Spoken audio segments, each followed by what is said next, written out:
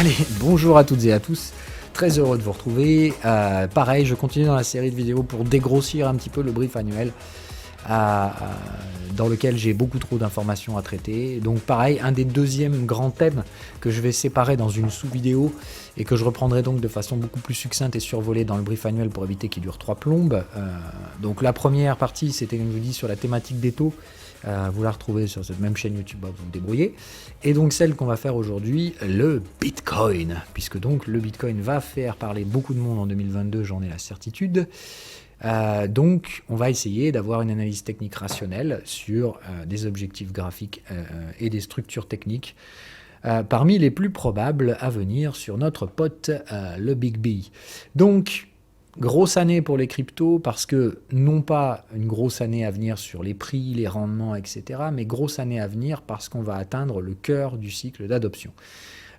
C'est-à-dire la phase où normalement le momentum de l'adoption, donc nombre d'utilisateurs, croissance de gens détenant un portefeuille crypto centralisé ou non ou décentralisé, un peu importe, mais le nombre de gens qui sauront ce qu'est une crypto, comment ça fonctionne et qui en posséderont, devrait voir son rythme de croissance accélérer encore en 2022. Autrement dit, 2021, c'était déjà toute une histoire, mais ça risque d'être encore pire en 2022. Donc, je maintiens ce biais, ok, 2022, l'actif pour moi phare dans les médias, ce sera le Bitcoin. Je n'ai pas dit que forcément ça allait être celui qui délivrerait le plus de gains.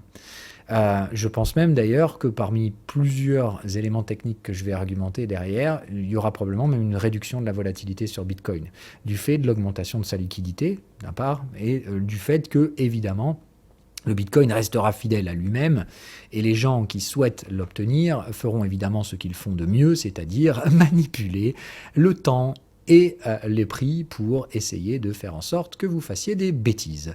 Mais il faut bien aussi reconnaître une chose, le Bitcoin les emmerde considérablement, les vieux gens de la vieille finance, parce que ils ont beau essayer de vous fourguer des produits dérivés, etc. Putain, vous voulez tous un truc, des vrais Bitcoins, et ça fait chier.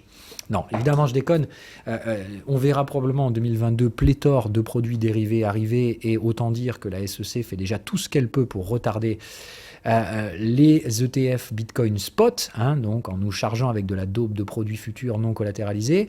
Mais bref, le principe étant ici donc de vous faire jouer aux parieurs comme ils adorent que vous le fassiez sur les marchés actions. Donc vous faire venir sur de la liquidité dérivée où on peut vous recte comme on veut et où vous n'avez aucun impact sur les cours. Aussi petit que vous êtes, je vous rappelle encore une fois que de nombreux petits, ça peut faire au bout d'un moment quelque chose. Preuve en est, 2018, etc. Bref, donc évidemment que Bitcoin, ça va parler beaucoup. Donc il va falloir faire attention à pas mélanger le blabla et les situations techniques. Il va falloir comprendre que les situations techniques vont être sur des UT très larges. Cette année, ça va se jouer entre le daily et l'hebdomadaire. D'accord ? Tous les time frames en dessous seront probablement très fortement impactés et manipulés par les market makers et autres grosses whales qui n'ont pour seul but que d'en avoir plus que vous et de les avoir comme vous le moins cher possible et de les revendre derrière le plus haut possible. Donc, il faut que vous compreniez au bout d'un moment que les whales, elles ne sont pas là pour vous manipuler sciemment parce que vous êtes des vilains petits méchants qui veulent disrupter le système monétaire. Ils sont juste là pour faire la même chose que vous. Essayer d'acheter le moins cher et de vendre le plus cher possible. Et tout ça, évidemment, avec des gros montants. Donc, eux, ils n'ont que seule arme, pas l'analyse technique, mais au contraire, la manipulation des cours. Donc, ils font tout simplement ce que vous feriez si vous étiez à leur place. Bref, donc ça, c'est la base. Comprendre qu'on est sur des horizons de temps daily actuellement, mais qu'on n'est pas loin de niveaux techniques hebdomadaires et qu'on a déjà des signaux hebdomadaires qu'on ne peut pas nécessairement ignorer. Donc, la première des choses à comprendre sur cette situation technique, c'est ça. Ok ? Ça se joue entre ces deux time frames. La deuxième des choses à comprendre, c'est que dans ces time frames-là, les contextes se mettent à jour 2 crans au-dessus. Ça veut dire que les contextes, c'est mensuel et trimestriel qui se mettent à jour. Le contexte hebdomadaire se met à jour tous les trimestres. Le contexte daily se met à jour tous les mois. Ok ? Donc comprenez bien qu'en soi, les clôtures mensuelles et les clôtures trimestrielles de facto sont hyper importantes cette année. Elles le seront très clairement. Parce que si on clôture sur des niveaux au-delà des contextes, d'accord ? C'est-à-dire si par exemple, sur l'échéance hebdomadaire, le contexte trimestriel actuellement se trouve ici, ça veut dire que donc si en mars, au 31 mars, on devait clôturer au-dessus de 75 000 $, ça envoie une information hyper importante sur les UT hebdomadaires. De même que si on devait clôturer sous 33 000 $, même chose. Il y aurait un changement radical de biais sur l'hebdomadaire. Bon, maintenant, l'hebdomadaire, il est en tendance haussière. Donc, première des choses, d'un point de vue statistique, quelle est la probabilité d'aller clôturer au-dessus de 75 au 31 mars, plutôt que la probabilité d'aller clôturer sous 33 000 $ au 31 mars? C'est très statistiquement orienté dans le sens de la hausse. Ok, donc on n'est pas sur... ah ouais, c'est 50-50, franchement, Phil, tu peux pas dire, on sait pas, dans le marché, on peut pas prévoir. Bah si, c'est justement là qu'il faut que vous compreniez que c'est à ça que servent les tendances. Ok, le but d'une tendance, c'est de shifter les probabilités dans un sens plus que dans l'autre. C'est la base du truc. Donc il faut comprendre qu'il y a bien plus de chances d'aller taper 75 000. On a dit horizon mars, mais d'accord, c'est dynamique ces niveaux. C'est-à-dire qu'il y a un niveau technique en mars, il y aura un niveau technique en juin, etc. Ok, et qui vont se mettre à jour à chaque fois. Donc, on a, avec l'avantage de ces outils, le rythme. D'accord ? Le rythme, c'est à peu près ça. Donc, c'est de comprendre que tant qu'on ne clôture pas hors de ces bornes, en 31 mars ou 31 juin, eh ben, en soi, pas très intéressant. Voilà, c'est ça qu'il faut que vous arriviez à comprendre. Pour lutter hebdomadaire, d'accord ? C'est-à-dire que si on fait ces trucs-là en hebdo, eh bien, le time frame de référence, qui étant pour moi le daily actuellement, deviendra un time frame hebdomadaire. J'espère que vous comprenez. C'est ces niveaux-là qu'il faut atteindre et tenir pour changer le biais de fond de ma stratégie 2022 sur le Bitcoin. Ok ? Si Bitcoin fait un de ces trucs dont je viens de vous parler, eh ben, ça veut dire que le daily n'est pas le time frame à l'œuvre sur le Bitcoin, que je me suis donc planté et qu'il faut que je réajuste. Réajuste quoi ? Est-ce que du coup je vais transformer mon plan en un plan vendeur Bitcoin ou etc. Non, je vais juste en soi réajuster mon time frame de référence, c'est-à-dire que je regarderai le Bitcoin plus qu'une fois par semaine et une fois par trimestre. Ok ? Et tout le reste, bah, je laisserai les gogoles parler tous les jours des graphiques 4 heures et autres conneries du genre dont ils se gaveront pour remplir le vide de l'incertitude. Bref, sinon, donc jusqu'à nouvel ordre, et en ayant mis en place la probabilité réelle de ce scénario hebdomadaire, qui est donc très fortement teinté à l'achat puisque tendance haussière sur ce time frame-là, maintenant sur le daily, c'est là où c'est un peu plus neutre. Okay, mais c'est là aussi où cette neutralité, pour moi, je suis navré, mais elle a un sens très tendanciel, du fait de l'existence des tendances hebdomadaires, déjà d'une part, mais même, je veux dire, c'est pas juste mon sentiment et mon envie, c'est juste de dire, moi, si j'enlève les prix et que je regarde juste comment mon algo, il analyse tout ce bordel. Bon, déjà, on est très largement au-dessus des moyennes, ici, c'était tellement excessif, c'est le signe qu'il y a des tendances sur les UT au-dessus, donc voilà. Mais la tendance daily, on voit bien qu'elle a fait son pullback ici, mais ce qui m'intéresse, c'est la nature des signaux. Vous voyez, moi, je n'ai pas besoin de regarder le prix, en fait. Je sais toutes les zones où la gestion du risque s'est produite, et ce qui m'intéresse, c'est comment les prix ont réagi dans ces zones. Donc la première des choses, ici, c'est les signaux de reverse, hein, ça tape bien sur la fin d'année, c'est la fameuse pattern de distribution en début d'année 2021. Derrière, on se prend à une grosse quenelle, des accélérations baissières, je vois que les prix ont chuté méga fort, donc ça devait être très psychologique. Et qu'est-ce que je retrouve derrière ? On se stabilise à l'intérieur du contexte acheteur, toujours au-dessus des moyennes, et qu'est-ce qui se passe ? Ah, j'ai l'algo qui détecte des signaux de range acheteur. D'accord ? Donc ça veut dire que les prix sont payés à l'intérieur des contextes, et normalement dans un range acheteur, les targets se trouvent au-dessus des contextes vendeurs. D'accord ? C'est la base. En termes de gestion du risque au niveau des signaux, c'était carrément de l'exit. Autant dire que c'était effectivement plutôt sexy. Est-ce que c'était le point bas ? Apparemment non. On en a refait un tout petit en allant juste squeezer le momentum. Bref, c'est quand on a fait parler les débiles cet été et qu'on les a complètement squeezés avant de sortir, venir chercher un signal vendeur, personne qui répond à l'horizon, et ici venir chercher évidemment un range vendeur avec des alertes de volatilité. Donc, moi, le premier truc que je me dis, c'est déjà, si le Bitcoin, il était vendeur, c'était là que ça aurait vendu. Et ici, on aurait eu effectivement le risque du bear market, hein, c'est-à-dire cassure du premier creux, et donc des creux et sommets descendants en hebdomadaire. Le fameux truc que les mecs vous brandissent depuis des semaines pour vous dire attention, le death cross du crypto machin, c'est la fin du monde, le Bitcoin est baissier. Non, que dalle, il n'y a pas de bear market à l'horizon. Si ça avait été le cas, on aurait vendu les 50 000 l'année dernière et ça n'a pas du tout été le cas. Puisque les range acheteurs, les signaux qu'on avait, et qui étaient franchement beaux en termes de gestion du risque, ils ont atteint leurs objectifs. On a tenu des clôtures au-dessus des contextes. Navré de vous le dire, les bulles ont gagné, les bears ont perdu l'année dernière. Et c'est sans appel. C'est pas moi qui refais l'histoire, c'est l'histoire qui s'est écrite en temps réel. Je vous rappelle, je ne peux pas modifier ce qui s'est fait et ce qui a été sorti par les indices. C'était comme ça. Voilà.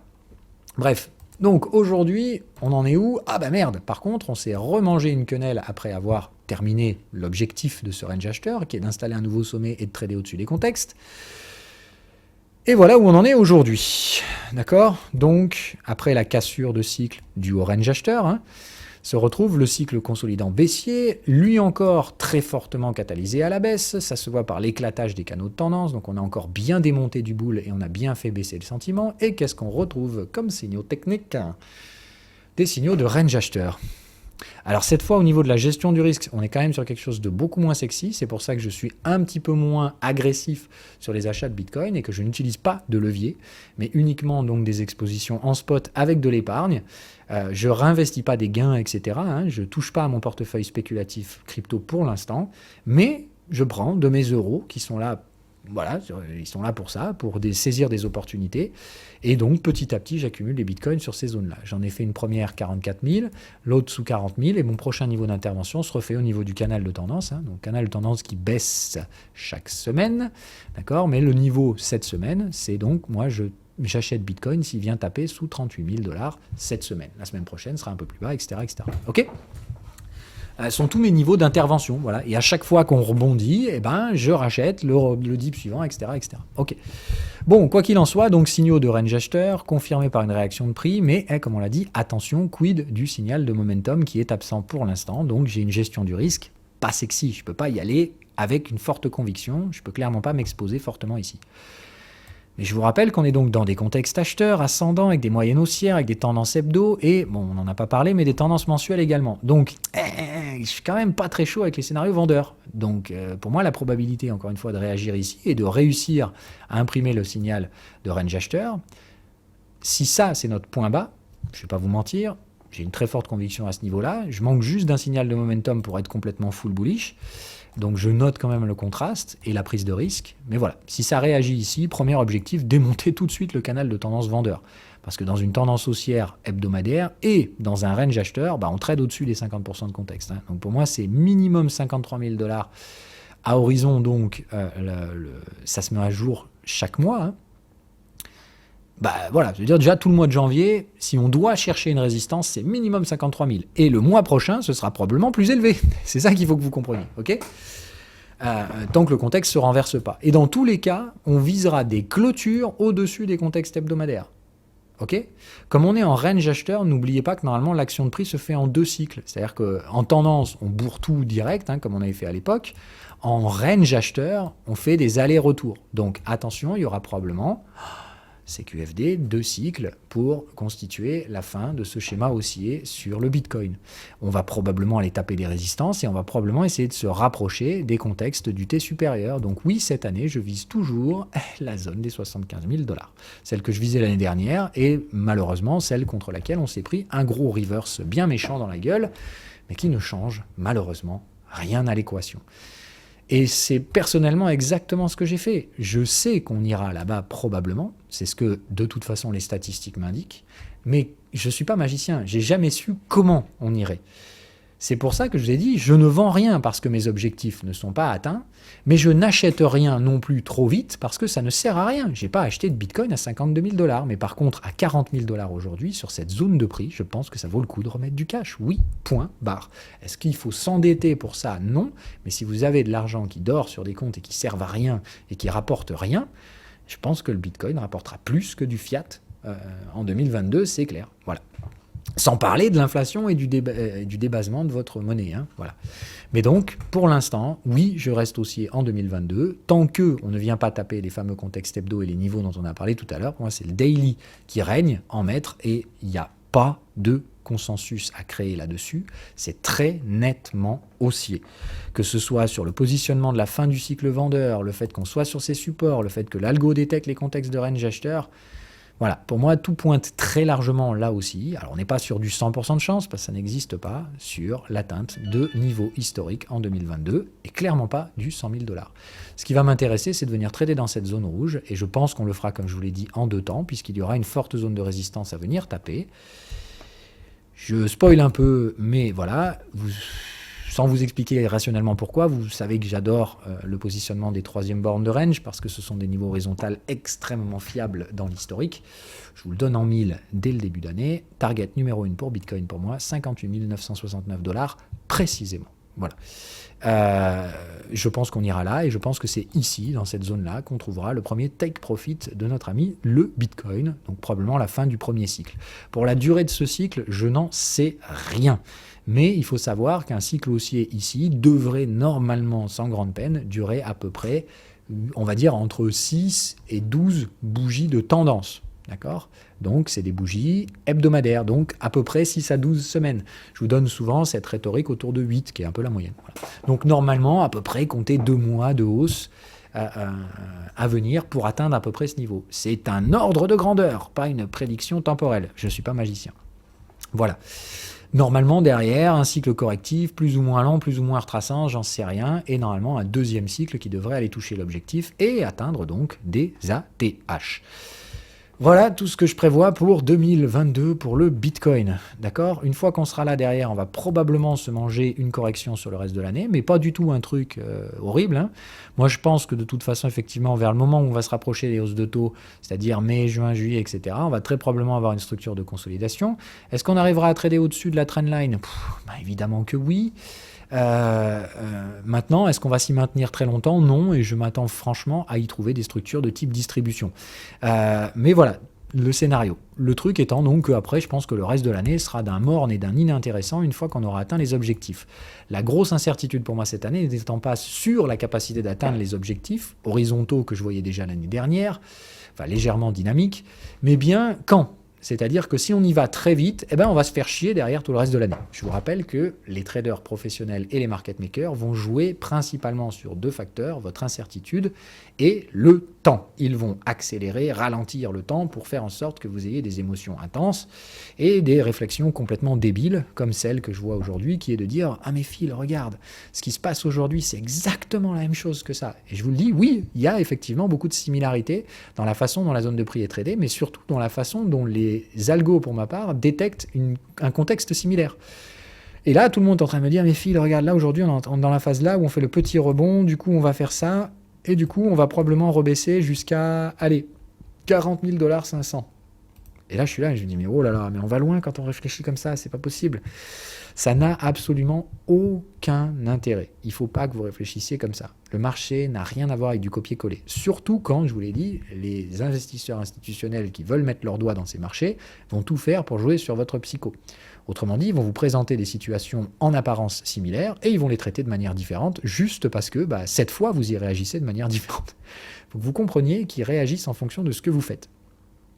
Parce qu'ils ont des données sur ce que vous faites que vous n'avez pas pour la plupart, parce qu'ils regardent Glassnode, ils font des analyses on-chain, ils ont des pôles entiers dédiés à l'appréciation de la liquidité, de l'offre et de la demande. Voilà.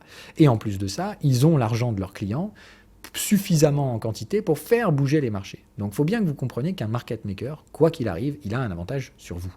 Et évidemment qu'il fait tout pour en tirer parti. Voilà. Maintenant, un market maker, c'est pas un magicien non plus. Si vous demandez énormément un jeton, il sera forcé de l'acheter. Voilà. Donc, il veut acheter le plus bas possible. Pour ça, il fait tout pour utiliser ce qu'il a à sa portée pour maintenir les prix dans la zone qui l'intéresse pour qu'il puisse exécuter un maximum de volume. Mais il ne peut pas non plus faire les cours. Okay, un market maker peut influer les cours, mais quoi qu'il arrive, la demande ne vient pas essentiellement des market makers. Et c'est ça le principal problème qui leur fait chier sur le Bitcoin. Parce que vous pouvez aller sur des exchanges décentralisés où ils ne peuvent pas voir votre demande. Ils vous voient juste ouvrir des comptes, déposer de l'argent, etc. Ils ne savent pas quand vous allez acheter, ils ne contrôlent pas ce que vous faites. Et surtout, vous achetez du spot. Ça veut dire que vous retirez la thune des exchanges où eux, ils ont besoin que vous fassiez des paris, soit sur des produits dérivés, etc. etc. C'est ça qui fait chier les market makers. Vous achetez des vrais bitcoins, vous les foutez sur des vrais wallets, et ça leur pète les couilles, parce que du coup, ils ne peuvent pas contrôler cette liquidité que vous leur retirez petit à petit. Et ça, ce sera une des principales thématiques de 2022 pour le bitcoin, sa liquidité. Raison pour laquelle, je vous dis, les market makers vont jouer sur cette volatilité, mais il y a un sens dans lequel ils ne peuvent pas jouer, c'est le sens haussier. Quand vous allez commencer à demander les jetons et que vous voulez les vrais, d'accord ? Je ne parle pas de jouer sur les produits futurs et de jouer avec du levier ou du machin, etc. Je vous parle de gens qui achètent des vrais bitcoins et qui les mettent sur des cold wallets, ou etc. Ces gens-là retirent de la liquidité au marché. La moindre demande derrière se traduira par des volatilités haussières très dangereuses. Raison pour laquelle, je vous ai dit, j'ai beaucoup d'incertitudes sur les timings qui pourront être mis pour atteindre les différents objectifs. Et je vous ai donné un ordre de grandeur, mais je serais sincèrement pas surpris que ça aille beaucoup plus vite que prévu. Tout simplement pour ces raisons-là. Les exchanges sont littéralement drainés de leurs fonds. Sur les grands jetons, hein, je parle des Ethereum, des Bitcoin, des Solana, des Atom, etc. Tous ces trucs-là, ça circule très peu sur les exchanges. Et à la moindre demande, ça va pumper vénère. Voilà. Donc, attention, les cycles haussiers pourraient être très courts, ce qui veut dire aussi qu'on pourrait passer la plus claire de l'année à consolider des cycles haussiers, tout en maintenant très probablement des creux et sommets ascendants sur l'ensemble des jetons cités. Quels sont les jetons à éviter en 2022, etc. Tout ça, je reparlerai plus en détail dans l'émission annuelle. Là, je voulais rester sur Bitcoin et donc sur mon plan Bitcoin. Donc, comme ça, vous en avez tout le détail. Je pense, avec une très grande confiance, qu'on reviendra trader l'ancienne troisième borne de range ici, qui sera probablement le niveau pivot de 2022, donc un niveau à avoir sur tous vos graphiques, 59 000 $. Maintenant, je n'ai pas dit qu'on allait échouer pile poil au dollar près dessus, hein, mais c'est la zone qu'on va probablement travailler le plus cette année, et je pense sans grande peine qu'on va même d'ailleurs, je vous le donne en mille, écarter les prix de manière proportionnelle par rapport à ça. C'est-à-dire que je n'ai pas encore la certitude du point bas, mais je pense qu'on l'a fait. On peut très bien essayer de se faire une petite frayeur à 37 000 $, et je vous l'ai dit, je n'hésiterai pas une seule seconde à acheter à nouveau. Mais je pense qu'on aura donc, je vous dis, autant de distance autour de ce niveau, à la hausse comme à la baisse. Raison pour laquelle je vise toujours, cette année, 77 000 $, comme un objectif qui sera pour moi atteint à 100% d'écart. Et je pense toujours, comme nous avons existence de tendance multi-time frame, hebdomadaire et mensuel, au-dessus de nos têtes, que très probablement un excès sera réalisé au-dessus de ce niveau. Autrement dit, moi cette année, j'achète ici, je prends mes profits à partir de 77 000 $. Évidemment, je ne me laisserai pas emporter par les excès haussiers qui seront fort probables au-dessus de ce niveau. Je doute toujours que nous atteignions les 100 000 $ cette année. Donc bref, pour moi, la zone de vente, c'est 77 100 000. C'est une zone dans laquelle je ne vendrai pas mes bitcoins, mais j'irai sur les produits dérivés pour vendre à découvert, avec beaucoup de précautions. Et je parle bien de vendre à découvert des jetons que je possède. J'entends bien ici que toute personne qui travestira mes propos en shortant sans avoir des bitcoins derrière, lui, il se fera péter les dents, puisque je vous le rappelle, la définition d'un excès, c'est par définition que ça peut être très con et qu'il y a peu de limites à l'imagination humaine dans ces environnements-là. Donc beaucoup de prudence. Mais 2022, c'est probablement une année très intéressante pour le Bitcoin. La seule chose qui ne sera pas vraiment intéressante pour moi, c'est l'information qui va être probablement galvanisée et stupide autour de ces fameux bitcoins. Voilà. Allez, bye bye!